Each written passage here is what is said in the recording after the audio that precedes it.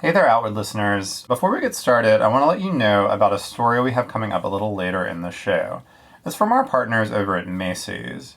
In its work with the nonprofit APIA Scholars, Macy's is committed to making a difference in the lives of Asian and Pacific Islander students across the country. From May 1st to 31st, you can support APIA Scholars by rounding up your Macy's in-store purchase or by donating online. These funds will help equip Asian and Pacific Islander American students with the tools and resources they need to prepare for academic, personal, and professional success. So stick around to hear from Noor, an APAI scholar.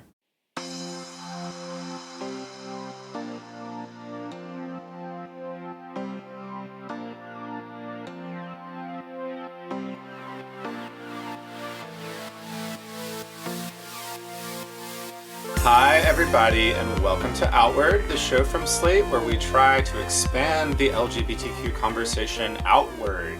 Get it? Hey. To as many queer perspectives and people as possible, except for George Santos. I'm Brian Lauder, an editor at Slate, and if you're hearing my voice, it means that we somehow got a podcast made in the midst of one of the most heinous Mercury retrogrades of my life.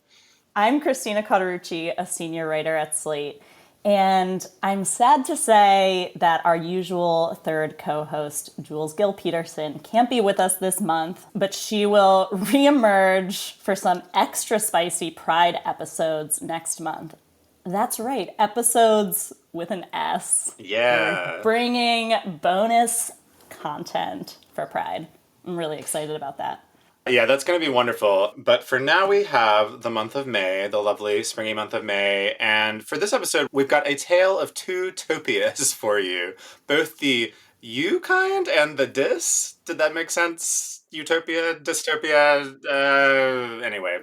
First up, from the pile of exciting new books out this month in the lead up to Pride, we've selected what I think may be the most beautiful and original to share with y'all. It's a collection of speculative stories called Uranians that uses queer difference and divestment from the normal as an engine to drive 5 fascinating tales, including a gripping novella that follows a spaceship full of queerdos divesting from Earth entirely with no plans of returning. We'll be joined by the author of that book, Theodore McCombs, to talk about it, as well as a fabulous essay that he wrote for Slate about why he still values queer utopian thinking in times of cultural backlash and state violence like the ones we are very much living in today. Then we'll peer into what, at least for me, feels like a particularly dark corner of our times. The reality dating show The Ultimatum, Queer Love on Netflix, which this season follows a cast of queer women and non-binary folks locked in a very bland Airbnb as they try to decide who they will marry by the end of the show. I'm not sure what exactly is queer about this very stressful program, but Christina and our special guest star and producer June are here to take us through it. So we'll have all of that, plus our prides and provocations and usual monthly updates to the gay agenda. But before we get into it, Christina, you had a special announcement for the Thoughts and Queries mailbag for June, I think, right? Yeah, so we were hoping to hear from our beautiful listener community. What are y'all doing for Pride? How are you feeling about Pride this year? Next month, as I said, we're going to have a few bonus episodes in addition to our regular episode. And we'd love to hear from you from all corners of this planet that we haven't yet divested from. What's going on this June? You can send us a voice memo. It's thrilling to us to hear your voices at outwardpodcast@slate.com, or just send us a note and we'll read it aloud for you. If you have any Pride questions for us, we're experts and we'd be happy to answer. Yeah. So on that note, Prides and provocations. Brian, how are you feeling this month? So, normally prides and provocations we reserve for extending those within the community. It's for our own folks. But this month, I'm going to extend just an honorary pride, a rare honorary pride, externally to the many, many prosecutors and investigators who are finally bringing George Santos to justice and hopefully away from our consciousnesses in the near future.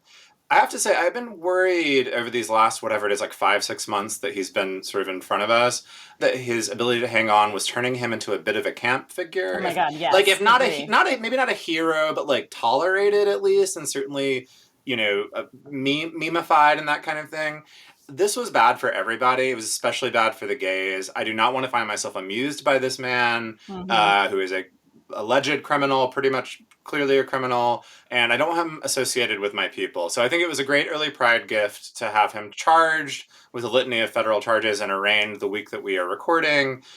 These included stealing public funds, money laundering, lying on federal disclosure forms, campaign finance violations aplenty, and of course there are many other investigations ongoing. Again, let's let this queen have her trial or trials.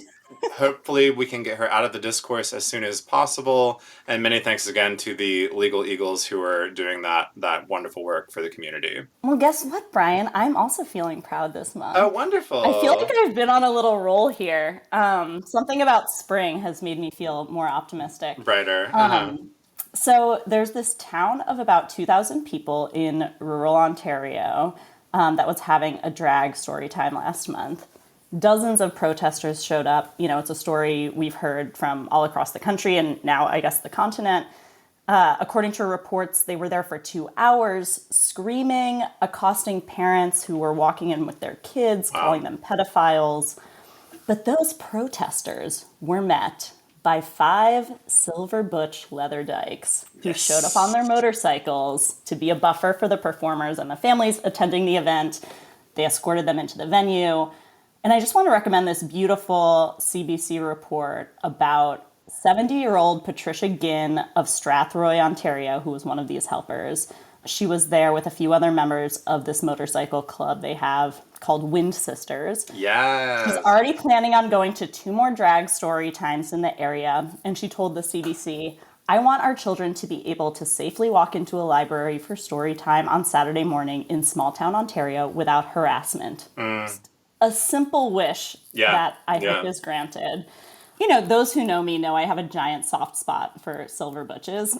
I just feel like this is such a beautiful example of queers coming together across generations, across gender, for a common cause. And there's this very sweet photo in this CBC report of these 5 silver dykes on bikes in leather vests posing with the drag queen. It honestly made me proud, capital P, to be just part of this broad and diverse family full of people who stick up for each other and protect each other. So proud of Patricia Ginn and her WindSisters, and also the drag performers who made a fun story time happen in rural Ontario in spite of these protesters. Yeah, that's amazing. I love that. And there's been a number of things like that. I think it's called the Parasol Patrols I've seen popping up, things like that. So yeah, love to see community sort of protecting community in that way. And just, like you said, a simple wish, right? Like story time, like let it happen. This podcast is brought to you by Slate Studios and Macy's. Hey y'all, what's up? It's your girl, Anavani. I'm a writer, creator, and a change maker. And when you're a young adult, so much important change begins with access to higher education and resources. And that's why Macy's supports APIA Scholars. It's a nonprofit devoted to the academic, personal, and professional success of Asian and Pacific Islander Americans. And it's on a mission to support young adults like Noor. My name is Noor Ali, and I am an APIA scholar. The way that I grew up, I was low-income first-generation college student. APIA Scholars played such a big part of my undergraduate career. The scholarship actually gave a really good boost to my savings and just made me not worried about any unexpected costs like my laptop breaking or me needing a new textbook. I've been able to get a mentor through the APIA Scholarship Mentorship Program who has been guiding me through graduate applications. My goal is to pursue a doctorate in clinical psychology with a focus on mental health for Asian Americans and other underserved communities. When you round up your Macy's purchase, you're not just supporting APIA scholars, but you're supporting the Asian American community. Now's the time to support APIA scholars like Noor. This May, Asian American Pacific Islander Heritage Month. When you round up your purchase at Macy's or donate online, you'll help fund access to leadership development programs, mental health support, and peer mentorships through APIA scholars. Give back and learn more at macys.com/purpose. Through hardship, you persevere. Through toil and sweat, you succeed. You dedicate years to fulfilling the calling on your life. Why do you go to such lengths? Because you were born with a purpose. You are a Christian leader with the desire to change this world. As a student and graduate of Regent University, you will gain the education that will prepare you to lead in such a time as this. Say yes to your purpose. Visit regent.edu/learn more. For just about as long as queer people haven't been able to think about ourselves as a group, whether that group was imagined as something spiritual, political, or even biological, like on the order of a separate species, there have been those among us who felt that we were, well, better. That our distance or dismissal from the norms of cis hetero life granted us a special insight, vision, or even maybe a kind of magic. And by extension, that if we were able to do things our way, we might be able to create a better world, perhaps even a queer utopia. This is one of the core notions that Theodore McCombs explores and interrogates across Uranians, his new collection of speculative fiction out this month from Astra House, which takes us from a mysterious Berlin nightclub haunted by parallel realities, to a turn-of-the-century gallows, to a generation ship hurtling through space with an exceedingly odd and, I think, very queer mission. He's also written a companion essay for Slate, going into the philosophical background of the collection and explaining why he thinks queer utopian thinking should be appealing to us even now. Ted's stories have appeared in places like Guernica and Best American Science Fiction and Fantasy, and he also practices environmental law in San Diego. This is his first book, and it is a remarkable debut. Ted, we're absolutely thrilled to have you on Outward. Thank you so much for having me. All right, so let's start with the sort of thematic origin of the collection, which is a very real person from our actual past. You write about this in the essay for Slate, but I wonder if you could just tell us a little bit about Edward Carpenter, his idea of the Uranian, and why you were sort of drawn to that vision in the first place. So it's interesting to think about Edward Carpenter and his position in queer history because he's almost an exact contemporary to Oscar Wilde, who of course gets all the mentions in the history books. And Oscar Wilde is this very particular figure of the homosexual. He is urbane, he's very witty, he's decadent, he's fabulous in so many ways. But Edward Carpenter is another homosexual we've sort of learned to appreciate a little bit better maybe these days. Someone who is incredibly earnest and a little square, and he's just full of ideals. He wants the world to be better. He wants animals to be treated better, and he wants the environment to be treated better. And he's a feminist, and he's a socialist who's fighting for the working class. He's engaged in the world in a way that Oscar Wilde found maybe corny or just right.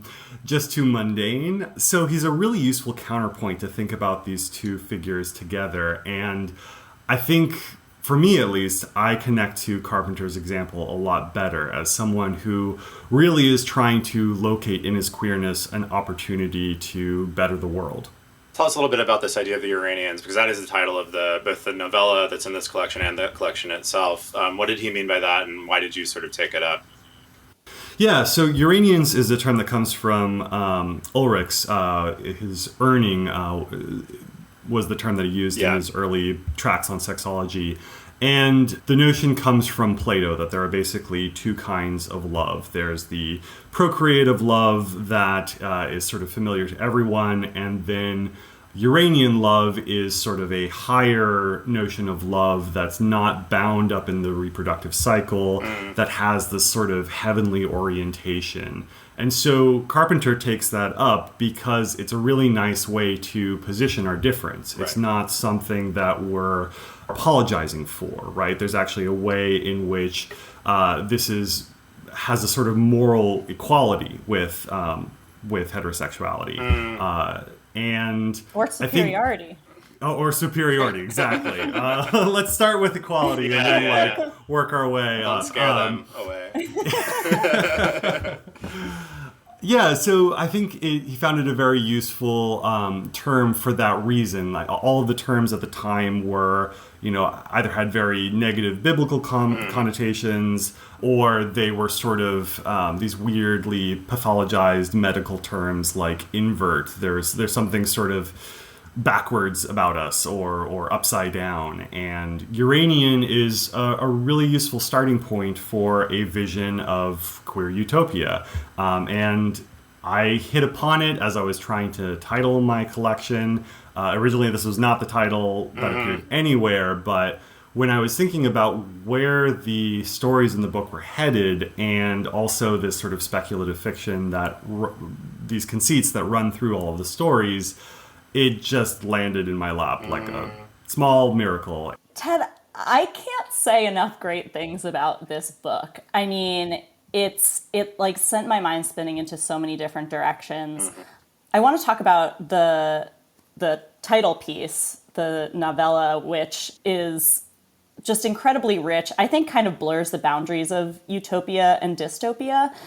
Just to give our listeners a little summary, it's about these 2,500 people who are emissaries from Earth out of the solar system. They're on this ship trying to reach a distant planet and live there for a while just to tell people back on Earth what it's like. They have to spend 81 years or something like that on the ship.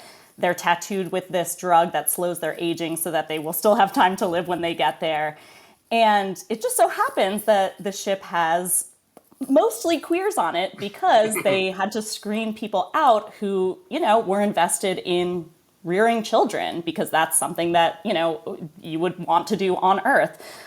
I want to know, what to you is the significance of queer and trans people being the ones willing to embark on this, like, really emotionally and psychologically treacherous journey, and obviously physically treacherous journey, just to see and interpret and report back on this new world. Uranians is all about leaving Earth and leaving behind the structures that we associate with Earth in terms of a kind of heterosexual living and a normal lifestyle, right? There's this schedule that we're supposed to keep, that we raise children, that we take the jobs that let us raise children, that we follow a particular plan for our lives. And in very practical story terms, they have to leave that behind to go on this mission to do something extraordinary. But thematically, that's sort of the promise of the queer experience, is that if you leave behind these structures that promise safety and normalcy and all the sort of false promises of a normal life, then you really have an opportunity to do something extraordinary with yourself and to do something maybe better. There was one particular element of that promise that you pull out that was really interesting to me, which is, without spoiling too much, one of the characters, sort of the main character in this novella, develops this theory that part of the reason why the people on the ship occasionally experience like an overwhelming depression is that they're still attached to what people on Earth think. There's, a way for them to sort of communicate across vast time and distance with Earth, and they're still sort of hung up on, is our art winning awards back on Earth and stuff like that. And you ask in the piece, are Earth's prizes even relevant to space art? Can you explain how you feel that sort of concept or that question relates to our queer lives on Earth? This is a very personal part of the story for me because, and I imagine this experience may be common across a number of queer people, is, I spent a lot of time in the closet, and I was very adept at sort of reading situations and understanding what people wanted from me, from a straight version of me, right? That's the covering that we're all familiar with, that imitation, and sometimes very expert imitation of the forms of straightness, and we become very fluent in reading those forms and executing them. And I think we carry that with us even after we come out, so that there's, at least in some of us, there's an instinct to orient ourselves to, like, okay, what am I supposed to be doing? What is expected of me? What does the situation call for? And that translated over to the novella very well, in the sense that this is an expedition that's being funded by a very shadowy foundation that is extracting value from all these artists and thinkers who are on this expedition. They're monetizing their art. They're asking them to post on a version of social media. They're doing all the things that capitalist art making expects of artists. And so there's this way in which even though they are rocketing away from Earth, they are still loyal to Earth's forms and structures and thinking. And that is creating increasing problems for them. And so that seemed like a really useful way to examining that instinct to play it straight still, to still try to imitate or at least be congruent with the forms that we ideally left behind. And that's sort of a through line through the early stories also. You see in the very first story a gay person who is really messed up because he is still not sure how different he wants to be from everybody else. And that question of, do we even want to be different? It's a very painful one, but I think it's an important one to ask of ourselves before we can really get into the fun liberation stuff. Yeah. Another through line through, I think, most or all of the stories is climate disaster. That's something that sort of shows up, if not in the foreground, certainly in the background of what's going on. And as I said in the introduction, you're a climate lawyer, and that's the sort of specialty you're in. Can you talk a little bit about how those two, the role of lawyer informed the writing in this case?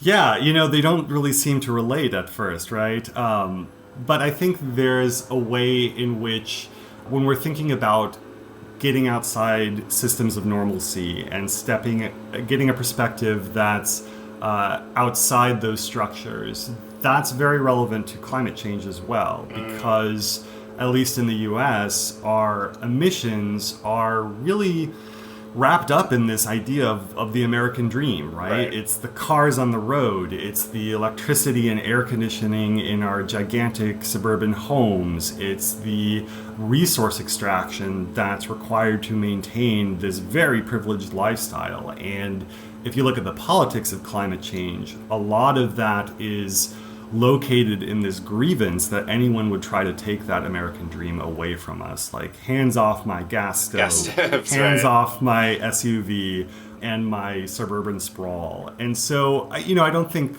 queerness is the silver bullet to that, but I think it's an important part of the conversation of like, where have we seen this before? Where have we seen people who have successfully stepped outside of this vigorously defended narrative of what the good life is? That seems like a necessary part of the puzzle.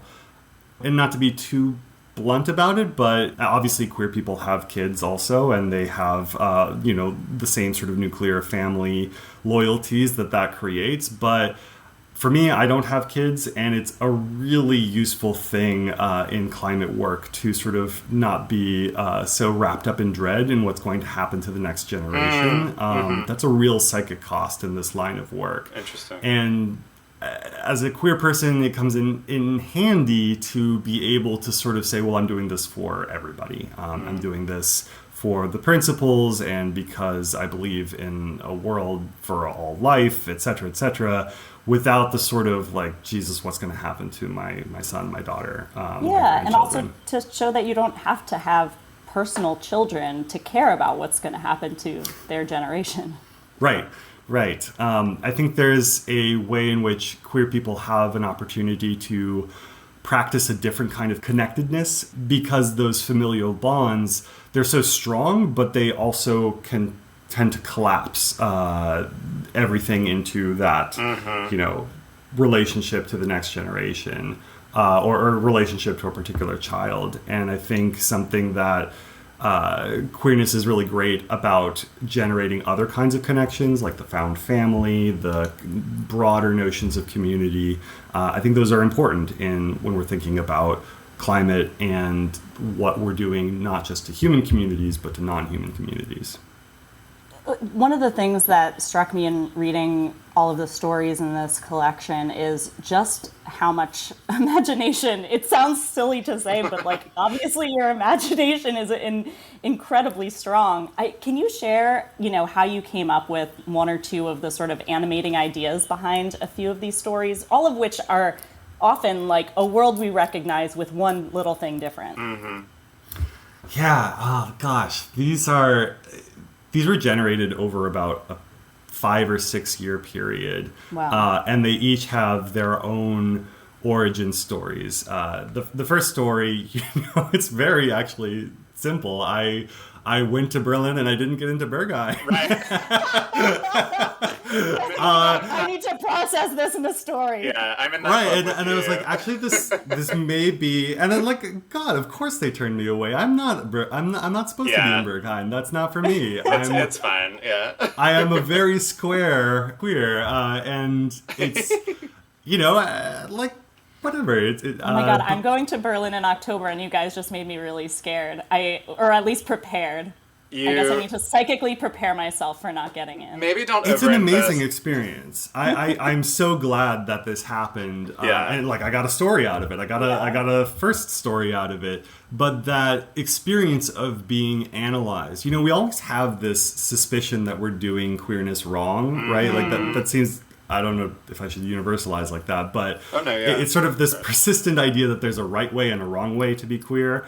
And so you're literally standing in line and being evaluated on whether you are properly queer in a particular kind of way for this space that is, to its credit, is really invested in curating a particular kind of atmosphere. And that's why it's so amazing, is because it does sort of defend the standard of difference and nonconformity and liberation, that it's not going to tolerate any kind of threat to that.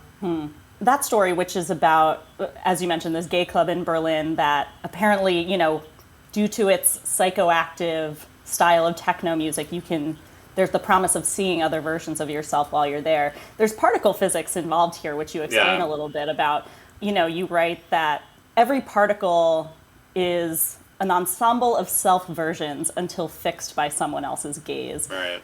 That kind of made me think about both the infinite possibilities available to us via queerness and transness, but also the sort of dual-edged privilege and disprivilege of being seen, and sort of how visibility can kind of cut both ways. It can be flattening or it can be validating. Is that Absolutely. something that you thought about as well? Yeah, and that goes back to this idea of who you're playing for, right? Are you exhibiting yourself in the world because it's an expression of your genuine self, or are you playing a particular angle for a particular crowd? And that's that image that happens in Uranians of like the painted crowd on the walls of the theater that you are always sort of like you have in mind. And I think that connects very much to the protagonist's problem in the first story, which is about, playing to expectations. There's a way in which by trying to play to someone's expectations, you almost become a parody of them, and you get a resistance. It's like, God, that's not what I'm looking for at all. That's something grotesque, actually. So I think there's a way in which the first story, the protagonist begins a journey about letting go of expectations that is complete in the final story with a different character. And I love that structure of an argument from the first story to the last story. If you look at every protagonist in these stories, they get a little further down that line as the stories go on. The role of quantum physics in the first story, I think that's one of the things, the very generative approaches that I had for these stories, was to take something in the physical world, right? An aspect of physics, an aspect of ecology, and really just explore the beauty of that idea. That's a trick in science fiction that I think the Chinese science fiction writer Cixin Liu does incredibly well. He's a master at teasing out the inherent poetry in laws of physics, and that was a real source to draw from for each of these stories. Is, I think in the second story, which is all about memory, understanding how memory actually works in the brain was one of the most beautiful experiences I had in writing these. That kind of orientation to the beauty that's already in the world and that doesn't need to be created, it just needs to be teased out and sort of framed in a way that people can understand it. I think that is part of the ethic of interconnectedness that we need for, a climate solution, is to just look and see and appreciate. I'm glad that you brought that up because I really wanted to compliment you on your writing, and this is exactly in that vein, and in like picking up the scientific concept and then just like, you know, a paragraph into explaining it, turning it into this beautifully poetic literary sort of device that made so much more meaning beyond just the beauty of the thing itself. That I think you're extremely talented at that, and I want our readers to know. And speaking of which, we've been talking sort of about the concepts and the things driving these stories, but I really want for our listeners to get to hear some of the prose. Do you have a little passage that you might like to read just so we could hear a bit of it? They'd met in New York at an LGBT lawyer's meet and greet. Peter, the paralegal, at a one-name divorce shop, and Fran, the junior associate at a white shoe midtown firm. Neither one had bored the other, always a promising sign.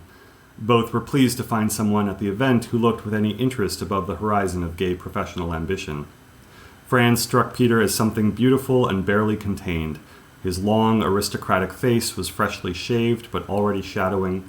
His black hair was combed flat but wavy, and his bushy brows unplucked.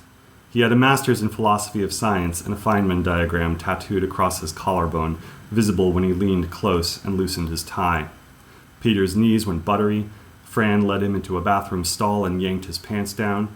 And Peter burst into tears and confessed in breathy shudders how he was sick of one-night stands and he wanted a boyfriend for once, a real boyfriend. Fran, mortified and offended, listened gallantly enough. It was a testament to them both that Fran had taken Peter's number and had called him anyway. But for 2 years and 1 month, Fran seemed to wait in that stall for the Peter who'd followed him there, convinced there was another truer man concealed under all his romantic hysteria. Someone who'd go out with Fran to techno parties, to leather bars, to protests and punk shows. And Peter had taken up the humiliating task of explaining he'd given Fran the wrong idea. He really was the conventional, homonormative, cliché. He really did want to shop for bathroom fixtures together and sit on the same side of a restaurant booth. He wanted to see La Traviata in box seats, like in Pretty Woman, or meet at the top of the Empire State Building, like in Sleepless in Seattle, and not because he'd failed to grasp the false consciousness of the heteropatriarchy, but because he'd spent his life being shown and then denied this way of being in love, and now he was a grown-up, and he could get the things he saw on TV. So they tried it Peter's way. Peter saved up for a new suit, and they went to a gay bar styled as a private club, with a snobby dress code and potted rubber trees, and bartenders in tight tuxedo shirts and black velvet bow ties, and warm lamps reflected in mahogany paneling. The crowd skewed older and elegant. Peter drank gimlets and warbled about the Metropolitan Opera, and Fran wondered if the universe was a hologram, until Peter went to wash his hands, and when he came back, Fran was furiously explaining to a pearl-haired man in a silver double-breasted that he wasn't a hooker. The silver man called Fran coy. And that's what the bar was, they realized. All the well-dressed young men of color hung beside mature white gentlemen like this asshole, and while Fran sometimes passed for white, his accent gave him away. That night, Fran didn't want to be touched. When they did have sex, and the months after, dark emotions humidified the room. Jealousies, resentments, a grave dominance from Fran, and a cringing sweetness from Peter that shamed them both. Differences clarified. Fran chafed at monogamy, and Peter lost color at the idea of cruising. Fran smoked, and Peter asked him to quit. But when Fran got a job in Miami, Peter followed him. To risk everything for love, what could be more exciting? And together they leased a high-ceilinged one-bedroom in Brickell, and Fran left him 10 weeks later. At the time, there were brush fires raging in the Everglades, and the sky was a foggy nuclear orange, blowing with ash. One afternoon, they'd gone out for Cuban coffee with an old friend of Fran's, JB, a Haitian butch activist with mild dwarfism, and JB and Fran had railed together over a recent profile of gay newlyweds in New York Magazine. The men in the photos wore matching pastel sweater vests and identical cowlick haircuts. They were young, smiling, tidy, their skin white as candles. One posed with an old book on the couch, while behind him his husband gleefully vacuumed. JB fumed, "This isn't radical, this isn't queer." Fran mimed vomiting. Out on the patio, they'd squinted into the bruised air, and Peter spat ash from his lips. He said, "But what if this is what they want?" Fran looked at Peter with pain and a reproach, the way he did whenever Peter told an embarrassing story about himself.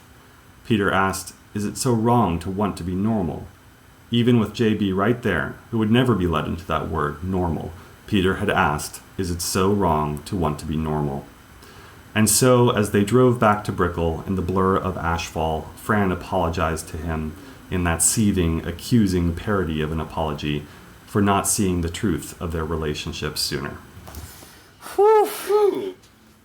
Portrait of Thank a you, relationship. Yeah, I love that. Given that it sounds like the questions or concepts animating these pieces feel personal to you, is there any way that you came out different after writing them?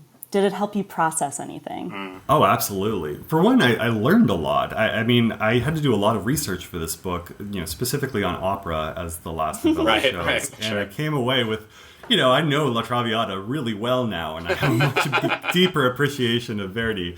But no, I think the journey that the characters take across these stories is a journey that I had to take in order to write these stories. I really had to let go of a particular hang-up that's pretty common, I think, among early career writers, of sort of thinking about what you're supposed to write and what the sort of conventions of a literary sort of mainstream literary work are. I think speculative fiction has been really good for me. It's a lot more disreputable. Right. And that sort of operates the same way queerness does. It places you outside the bounds of respectability in a certain way that you can have more fun and be more honest and genuine and come up with weirder shit. You can have this sort of chaotic writing impulse and follow it, and it comes out in very strange ways, and they're wonderful. And learning to trust that and nurture that and celebrate that has been a big part of how this book came to be. Well, I think that is about all the time that we have for this segment, but I just want to remind our listeners that Uranians is out on May 30th. Wherever books are sold, you should buy it. Get a copy of the book somehow. Share it with your friends. It's really, really fantastic and special. And also, please check out Ted's accompanying essay that it will be out in Slate when this podcast drops. Ted, thank you so much for joining us and for just writing this incredible collection of stories. Thank you so much for having me. I want to be where the people are. Poor child. I'll make you human for 3 days. Is that even possible? Watch and you'll see. This Friday, Someday I'll be. experience the motion picture event of the year.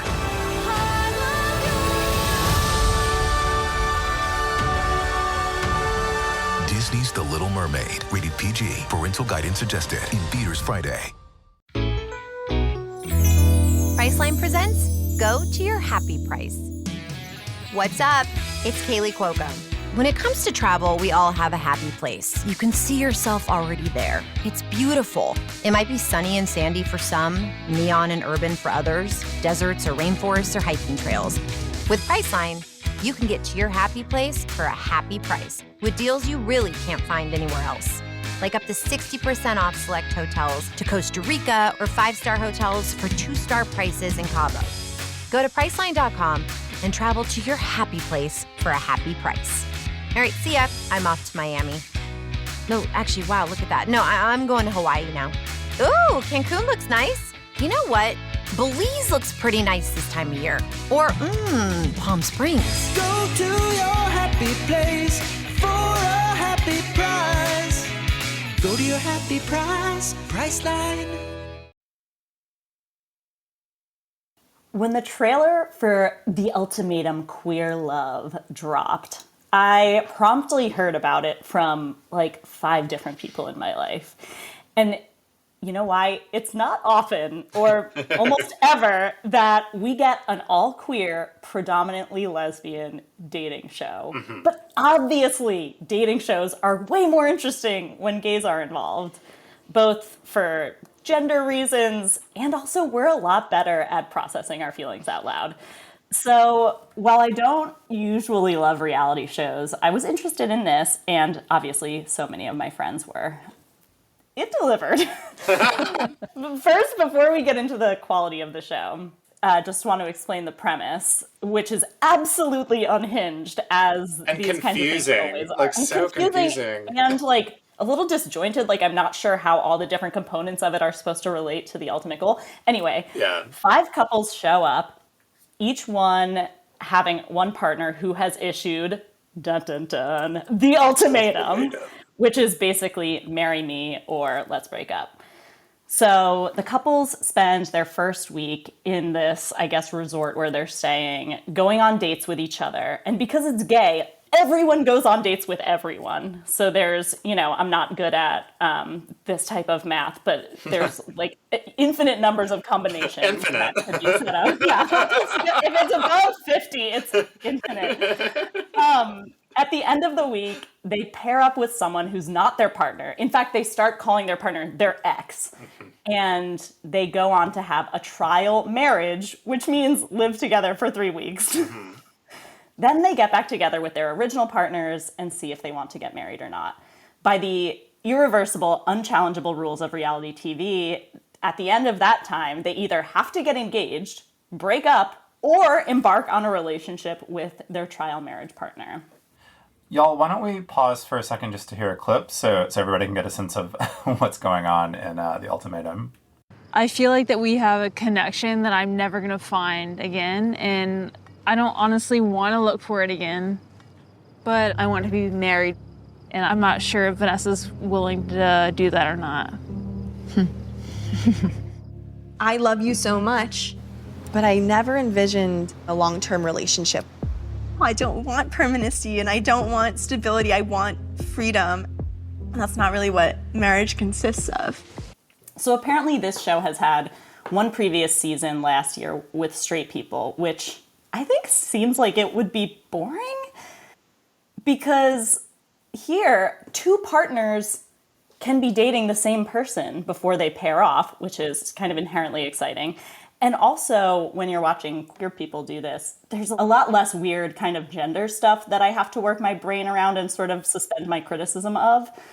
This season is filmed in San Diego. I cannot stop watching it. The first 4 episodes drop the same day as this podcast episode, May 24th, and then they'll sort of be rolled out on a consistent basis after that. June, I know you have been similarly sucked in by this show. What were your impressions of the first 4 episodes, which we'll be reviewing today? It was like, having one really delicious shortbread and then knowing you will be eating the whole tin before, before the day is over. Just such a beautifully British analogy. I mean, I do not watch this kind of show, not because I'm a snob. I mean, I am a snob, but that's not why I don't watch them. It's that when they're on network TV, they're so strung out. I've tried to watch them. I've tried to be part of the group, and it's like what should take 10 minutes takes an hour and a half. And even if you can fast forward, it's just not worth it. On streaming, there's not a lot of time wasting. I actually thought it was remarkably There was one episode where they're all picking their trial marriage partner where I thought it got drawn out a little long. But by and large, I would agree with you. Like 2 episodes, the whole process of the picking, they did make a little bit of a meal of that. But otherwise, I was absolutely enraptured.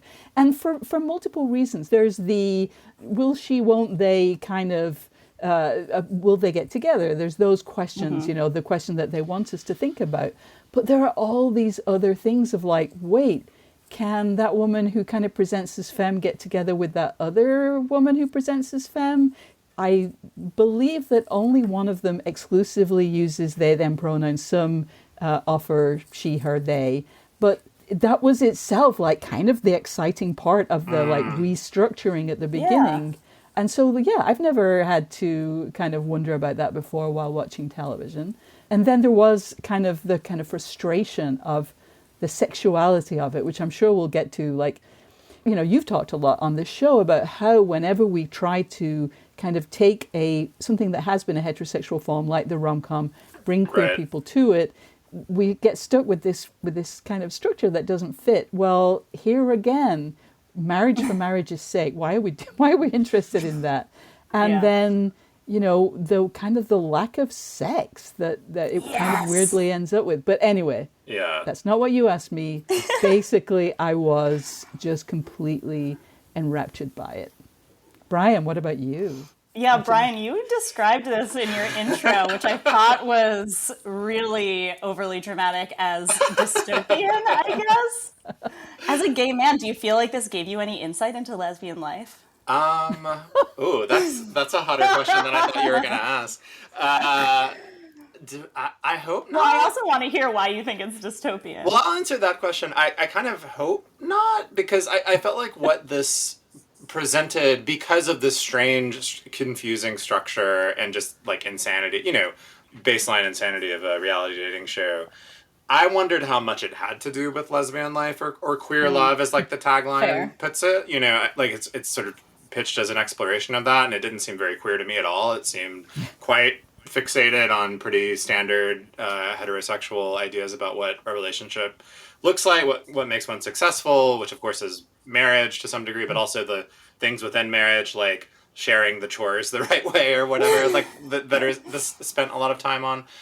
I really didn't like this. I don't know. I found it kind of like stressful and not offensive exactly. I wouldn't go so far as to like, I don't know, You level don't think like it was bad for the gays? No, I wouldn't say that. I don't think so. But it was definitely I didn't understand what it was trying to like prove exactly, because I would hope that the queer people involved in that model of sort of the structure of the show would like understand. Like, I don't know why you would put yourself through that in the first place, I guess. Maybe it's like a dumb question because it's like people want to be on TV. Like, I get that. But the concept of like treating relationships so shallowly and then acting as if marriage is not a sort of serious thing at the end. I don't know. I found it very confusing throughout. Yeah, I'm not quite sure what the let's have a trial marriage with somebody different has to do with it, other than that it feels like perhaps they're trying to suggest that one of the main reasons people don't want to get married is because they're wondering if there's someone better out there. Right, and this gives them the chance to try it out.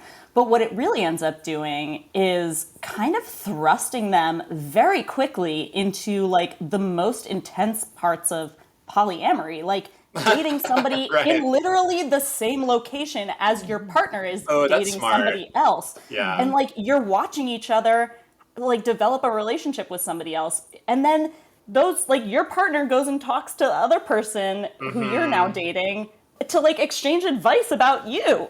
And it doesn't feel like any of these people particularly came into the experience wanting to explore non-monogamy, but that's like exact. And it's not even clear to me that they've even discussed beforehand whether they're quote unquote allowed to have sex with their trial marriage partner, such that when some of them do, even though none of them really have chemistry, but some of them somehow make it work, there's like real anger involved. Yeah. And then they're all sort of left to process this with like under the conditions of extreme intoxication, it seems which they're always drinking out of these stainless steel martini glasses and champagne flutes, which for me was like the most contrived and unrealistic part of the show that like really took me out of the moment, which I guess is for continuity, so you can't see the different levels of drink. Oh, thank you, Christina, because I wondered about that, because even when they were like not in the ultra contained environment, that was so. Thank you for explaining why they had to do that, because that was driving me bonkers. I think that's what it is. At first I thought it was so they didn't keep breaking glasses when they were all drunk, but I'm pretty sure it's for like editing and continuity's sake. And they were like drunker on average than I'd say most reality things that I've dipped into. I mean, that's a common thing, but I felt like, I don't know, something about this scenario was a little worse. Anyway. Well, I wanted to respond, Christina, what you said about the sex, basically, because I found that really comes up in the 4th episode of the ones that we saw, where people sort of do it. Like, it's like three different couples, I think, finally hook up in some way. 3 or 2. Or maybe just two. Maybe just or two. 1.5 kind of. And it generates, like you said, this like intense anger that made me like very confused. I was like, wait, well, of course people are hooking up. You've gone into like a pressure cooker situation where you're having to sleep together, literally, just like in the same bed, and when you pair off with your trial marriage. And it's a trial marriage. And but you're marriage mostly, like most of them involve sex. All of these people were attacking Vanessa, who's sort of figured in these first 4 episodes to be like maybe a little unstable and like the villain or something. She had hooked up with her trial wife. And they were all like, basically like, you whore, how could you do it? Like, it was like so crazy and like sex shamey and retrograde and very like controlling of that other person, I thought, that and did not feel very lesbian to me. Like, I might say, I don't know, it was like a strange, very strange energy, a very conservative energy that I felt like the show generated, alongside all of this language of like trial marriages and she will make a good wife, which is like what people said a lot. It felt like 19th century like religious text. I was like, what is she will make a goodly wife? Like what are we talking about? Like what does that entail? I mean, obviously it doesn't entail like being good at cooking and housework and stuff, which is what that phrase has maybe historically meant. They're like, you know, she would be like a good communicator, but a lot of what they're saying it means is still a very like attached to a very conservative and heterosexual vision of marriage, which is like they're ready to commit to someone. They like want kids and like think about families and think about stability, which like doesn't have to be part of marriage. And so I feel like maybe this is not an original comment to make about a dumbass reality show, but like they're using marriage as this container to fit in a lot of very like legit feelings and goals that people might have in a relationship that don't have to be associated with marriage. But, and it's interesting to me that it's really only in the past, you know, decade that marriage could be used in a queer reality show in this way, where it's just something anyone can do. And so we can associate these concepts that we already had in our relationships or like different preferences that we had with this specific institution to create a little more drama. Yeah, the thing about this show is there's a weird contradiction with sometimes there, as you've both said, like there's this very lesbian kind of processing and communicating that's very kind of labored, but also, honestly, I kind of loved it. But then at the same time, there are certain very basic questions that at least, you know, I always have to be aware that in the edit that we see, created by the people who put this show together, there's no conversation or no even mention of these very basic elements like, what do you mean when you say marriage? Is it literal benefits? Do you want health insurance? Because some of the things that people talk about, they're so retrograde that it's just mind-blowing. But I guess you just have to not think about that at a certain point and just like, okay, this is what they've said they'll do on television. But then yet you still get that thing of like, again, Vanessa, the villain of the piece, the only person who actually is willing to be a little bit, you know, not going along with things, is accused of being there for the wrong reasons, which is so classic reality TV. Even someone like me who doesn't watch it recognizes that trope. But tell me what the real reason is and see if I can not scream because of how crazy it is. You know, like, what do you even mean? So I will say, I was surprised, though, by how much being in a trial marriage, or whatever they are doing, being in, like you said, just the most aggressively bland hotel room looking you know, rental condos or whatever, actually prompted people to pretty quickly recognize problematic patterns of behavior in each other that were proved to be true when they then went back to their trial wife's or trial spouse's partner and be like, does Tiff usually have problems communicating about this? And they're like, yes. About the dog. It's so hard to, or you can't get Aussie to, you know, Aussie's full of trauma and triggers, and when they're in a triggered state, you know, you've got to wait for them to do their meditation app, and then you can talk to them. And like, best line is, is she ever fully meditated? Yeah. That was good. Yeah. That was good too. And so I'm like, oh yeah, maybe there's something about being put in this incredibly stressful and contrived situation that allows people to recognize certain things about themselves. Like that maybe when you're in a long-term partnership and it's had time to develop over time and you get into this groove together, you don't really know. But when you're forced to all of a sudden sleep in bed with a stranger, and I did think it was weird that they were all cuddling before they had even kissed. I was like, I don't know, it just felt really awkward to me. But it was actually seemed slightly more productive than I would have initially anticipated. Yeah, there were moments that seemed so perfect. Like, I think at least 3 of them brought their dogs. Like, they'd left the world. Oh my God. There was a little bit of a that was another super gay part of the show. Yeah, totally. So there was a slight mysterious. Sometimes I did want to know, like, what have you done with your real life? Are you still living? Yeah, do they all live in San Diego? Yeah, you know, that was kind of bugging me. There were certain points where like something would be mentioned that had happened. You're like, Ossie is hanging out with Ossie's friends, and Ossie isn't making dinner for Mildred in the way that Ossie had promised. And why is there now this external world that I'm not being shown? Which you never have that feeling of being left out of something on a reality show. They're always showing you way more than you ever want. But yeah, the dogs. Back to the dogs.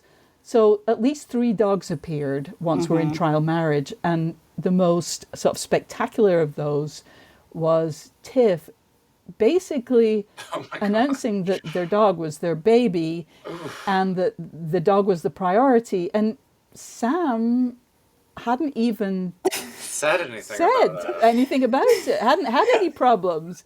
And Tiff had already like lost their shit about. Also, it's a gigantic husky that Tiff said must sleep in the bed with them, which sounds so hot to me. Yeah. And you're in San Diego. That was one of the craziest fights, like escalations of a fight. And indeed, it probably is edited, as you say, but like even so, like the escalation from like no comment about the dog, maybe saying that like, well, it'll be hard to sleep with the dog in the bed, and both of us are small beds. They really pushed they really pushed them together. If they didn't want sex. It's a queen at most. Yeah, at most, And like, Sam said nothing about it. And then Tiff's like, you clearly don't have it in your heart to love like a dog or any animal. And like, I just can't rock with that. Or what? I was like, what is going on? I don't want my dog to be around people who don't care about her. Yeah, I was like, that's nuts, y'all. Like, I need to chill out. I think we should also talk about the mask femme of it all. So all but one of the couples is generally butch femme or mask femme. The exception is Ray and Lexi, who are both, I would say, femme presenting with butch energy. That's just my interpretation. Anyway, I felt kind of excited by this, in part because I found it to be a foil to these rather unrealistic narrative dramas like The L Word, in which people just kind of fuck their way around a community indiscriminately, as if nobody has a type, and as if every lesbian could conceivably be attracted to every other lesbian or trans person. Like, obviously there are some people with a very broad range of types, not to mention bi people.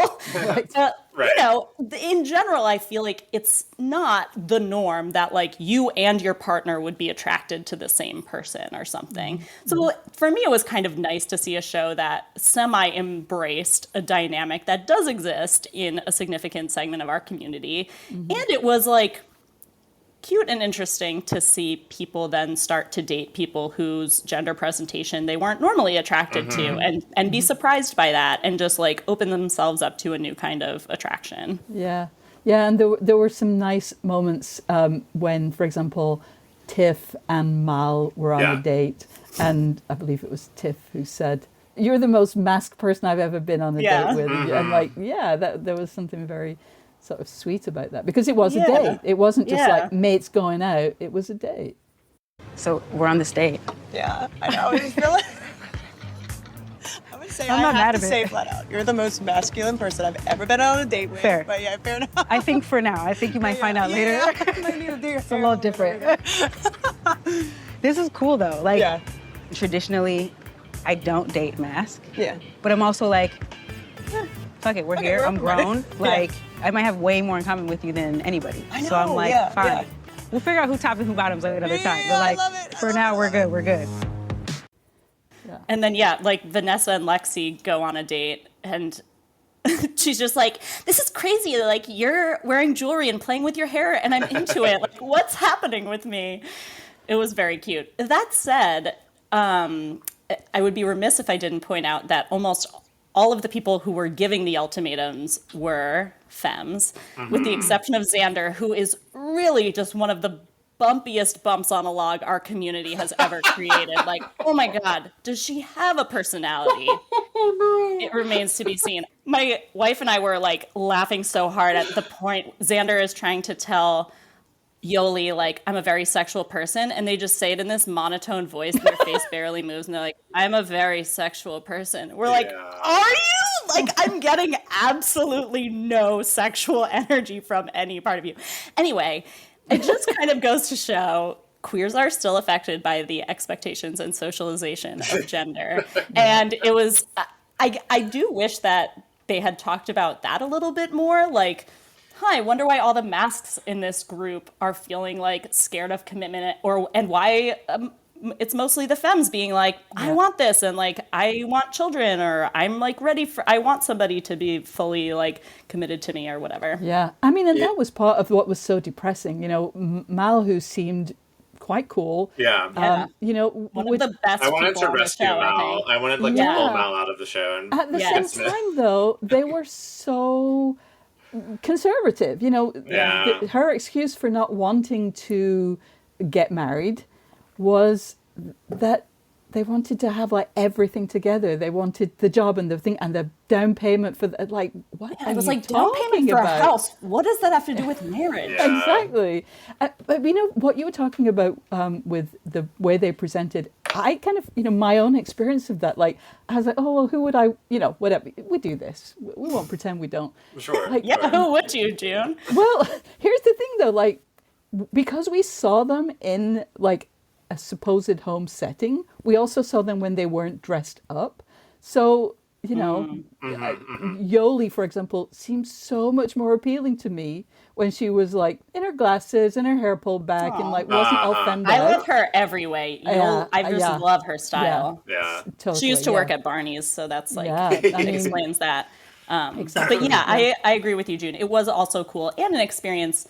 Again, I'm not a reality TV show person, but like there were moments like when they all go to the picking ceremony or whatever, where all of the femmes are in these like tight, short dresses where I'm like, it feels like I'm watching The Bachelorette. Yeah. But then when you actually do get to see them in their everyday lives where I'm like, oh, you feel like more of a real person here. Yeah. Yeah, totally. The picking ceremony. Do you hear yourself? I don't know if that's what it's called. No, I think it really was like the picking dinner or something. It was so, oh God. Yeah.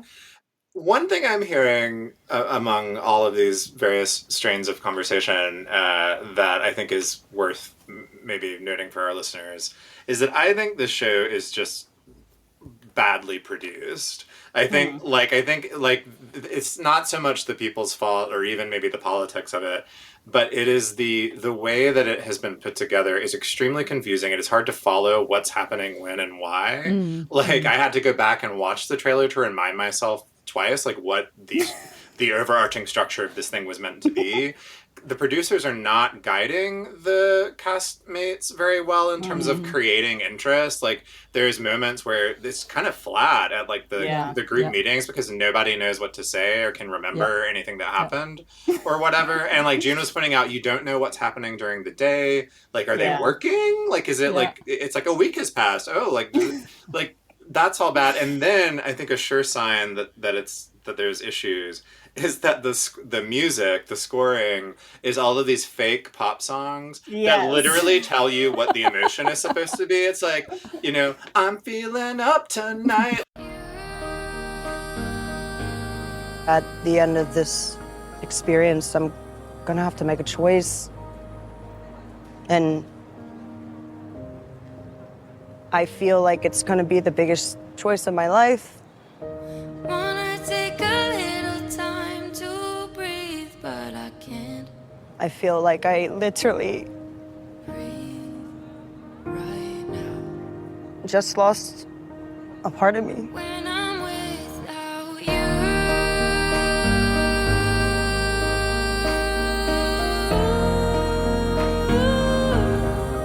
But if I could choose right here, right now to marry her, I still wouldn't. But for now, I'll be without you.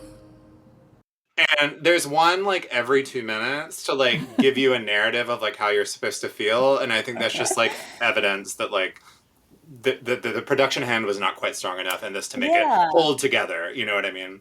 Actually, now I'm starting to feel provoked by the fact that our queer reality dating marriage show wasn't given the resources to be a better produced. And a host, like a queer host, would have been better. But also the way that they responded when she first showed up, it was like she was at like a big steak, like she was a carnival Stewart or something. Yeah, like yeah.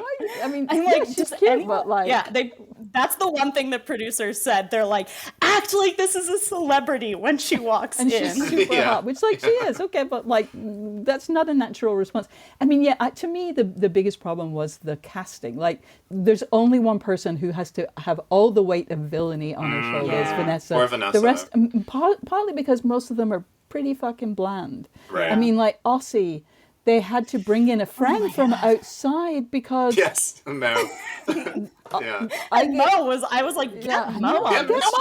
Get Mo on. Mo asked all the right questions. Mo was like, what do you mean by marriage? Like, where did this come from? Yeah, where did that come from? It's like people with such little spark in their eyes. Yeah. I mean, it would be hard. You must probably have such a hangover over such an extended period that it would be hard to maintain the spark. But that's true. Yeah, that is true. Unfortunately, I think that's all the time we have to discuss this, except for me to just note that Vanessa got both of her nipples pierced and said, this is step one of redefining who I am. You know what? That's step one of it's not absolutely not being able to have sex for this period where you're like nobody's going to be able to touch her. Thank you. Like, why do you get your Nipple nipples rings pierced are right so when you're overrated. supposed to? Well, I mean, I quite like them, but like, don't get it done when you're supposed to be having a period of intimacy. No, you don't want anybody to go anywhere near you for absolutely weeks. Right. That's like, well, you don't know that her nipples are part of her sexual practice, June. No, they're probably not, I guess. Don't yuck someone's yum. Or yum someone's yuck. Anyway, listeners, please tell us how you felt about this show. You can email us. We'd love to hear your voice memos on this, especially. We're at outwardpodcast@slate.com. I can't wait to watch every single other episode of this show. Hard same, Christina, hard same. Hi, this is Will Arnett. We are inviting you to follow us as we go on tour and we take our podcast Smartless on the road. Join us and watch any boundaries we previously had disappear. Like you've never seen us before, you'll see us on the road, ordering lunch, roasting each other, and on stage as we surprise each other with a mystery celebrity guest in each city. Boy, that sounds amazing. Welcome to Smartland! Don't miss our new series, Smartless on the Road, streaming only on Max. Subscription required. All right, y'all, that's about it for this month. But before we go, I want to hear your updates to our gay agenda. June. So I know this is probably a little, let's say, niche, because I'm going to recommend something in Edinburgh where, I guess potentially, not so many of our listeners live. Getting a tourism board kickback, June. Exactly. Well, if the number of tourists and accents that I hear on the street are any indication, just about any American with a travel budget comes here eventually. But I want to recommend the Scottish National Portrait Gallery here in Edinburgh. I've been a fan of portrait galleries for a long time. I think there's something exceedingly gay about them in general. Everyone Explain that. Well, maybe it's just me, but I have a little bit of a trivia gene. I'm always kind of, how can I prove how smart I am to myself? And so I enjoy that about portrait galleries. Like, can I identify this person? Do I know who it is? And that makes me feel good about myself if I do. But also, I love to try and find queer people. And often, if for some reason I don't know who the person is, I'll, kind of clock them, look them up, and yes, they were gay. Occasionally not, but I just forget about that time. But the Scottish National Portrait Gallery is honestly one of the queerest places I have ever been. Wow. And meanwhile, you're writing a whole book about lesbian spaces. Exactly. The Scottish Portrait Gallery. Wow. Exactly. Well, let me just roll that back slightly. One of the most queer and most lesbian galleries / museums. Like, there is one corner of the kind of, the main exhibit area where there's 5 portraits. 4 of them are lesbians. And 2 of them used to be a couple, which is just about the most lesbian thing ever. Who are they? Are they people we know? One is Jackie Kay, and the other is Karl. Wait, Jackie Kennedy?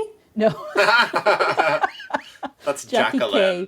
to you. Jackie Kay, the writer.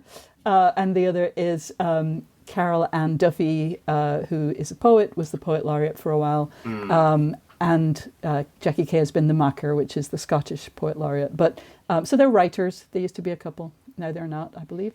Like, just very, very gay. And it's not only, though, the contemporary galleries where the queer presence is felt. Like, even in the sort of historical section, like there's an exploration of how some poems from the late 16th century, written in Scots, the Scots language that is, although they're not credited to women, were almost certainly written by women, expressing romantic love for other women. Whoa. And there's this sort of semi-detailed description of how the gallery figured that out.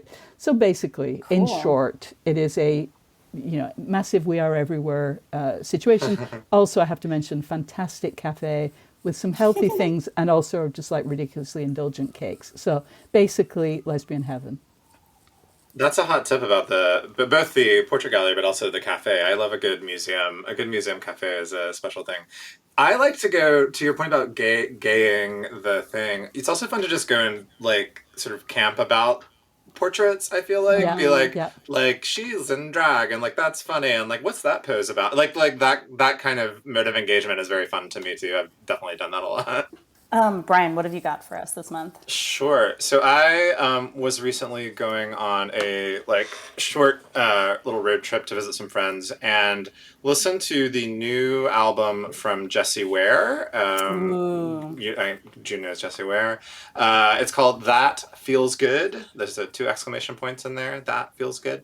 It's Ware's fifth album. It's classic disco sound, punchy brass, really lush string arrangements, fabulous vocals from her and a bunch of backup singers. So sexy and cool, like she always is.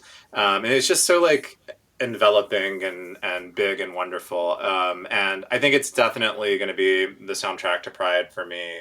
Because it's kind of relaxed. It's not too. I'm not looking to like party hard this Pride. I'm not feeling that. But this is like the right sort of slightly quieter version. If you haven't heard it yet, I think Hello Love is my favorite track at the moment. But also Pearls and These Lips are good places to start. Yeah, just perfect album for sort of sliding into summer. And Jessie Ware, yeah, Christina.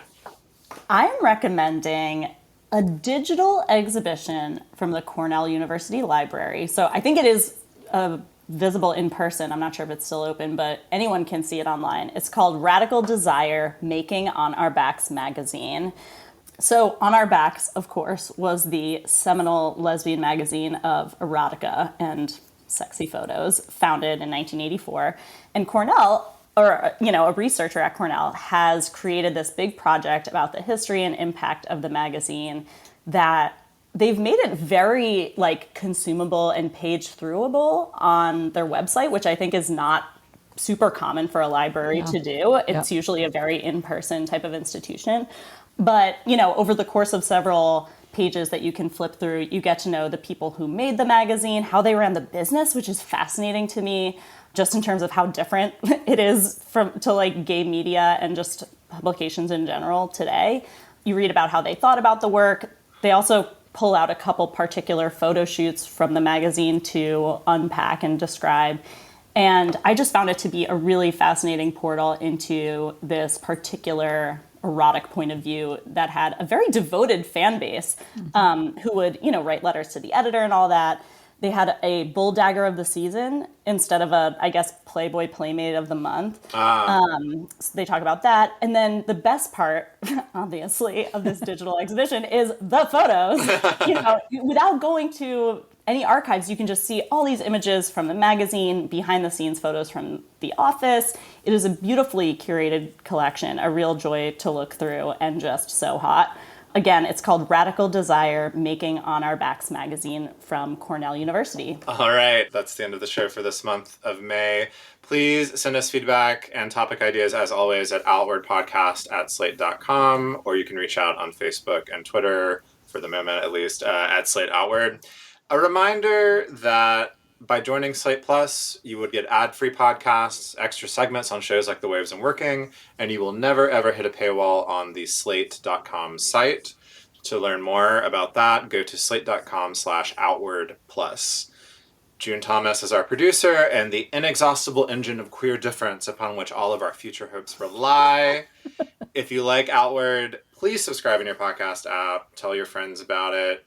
As we mentioned, we will be back in your feeds next month for Pride with 4 episodes, one dropping each Wednesday in June, as well as some queer-themed episodes from other Slate shows coming through the feed. So check that out on your phone often. And please do drop us a voice memo at outwardpodcast@slate.com to tell us how you'll be celebrating, or maybe not exactly celebrating, Pride in this very weird, difficult year. Until then, bye, Christina. Bye, Bryan. See you, June. Bye, Bryan. Stay gay, everybody. Will do.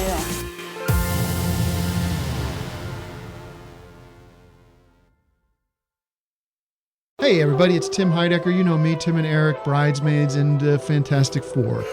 I'd like to personally invite you to listen to Office Hours Live with me and my co-hosts, DJ Doug Pound. Hello. And Vic Berger. Howdy. Every week we bring you laughs, fun, games, and lots of other surprises. It's live. We take your Zoom calls. Music. We love having fun. Excuse me?